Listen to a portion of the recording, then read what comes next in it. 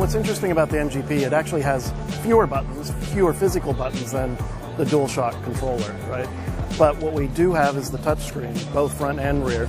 So we're trying to incorporate that in a lot of unique ways, because there's a lot of ideas of how touch can be incorporated, or how 6-axis or tilt, you know.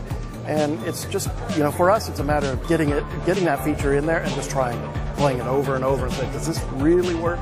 You know, because the triangle button, you know, sort of an abstract way of saying, you know, pick up this object or open this door or kick open this gate or whatever. And now being able to touch it, actually, you know, run up to it, touch the thing you're going to interact with, and have there be gameplay built into that. That's what got the design team excited. And similarly, I can actually take my finger here and just drag across the physical environment and have Drake follow.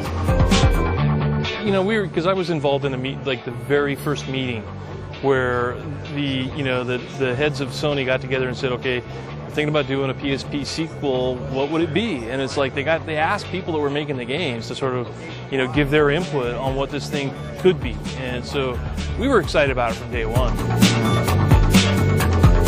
We brought in testers just recently, you know, and they've been playing Uncharted on the PS3, come over and start playing this, and you can see them start moving over to the touch and start using that more. So the ability to like integrate 2-stick motion with touch, with 6-axis, and having it just feel, as long as it feels natural, as long as it's fun, frankly, I think players are going to like it. And just keep in mind that what you're seeing right now is our first generation NGP engine.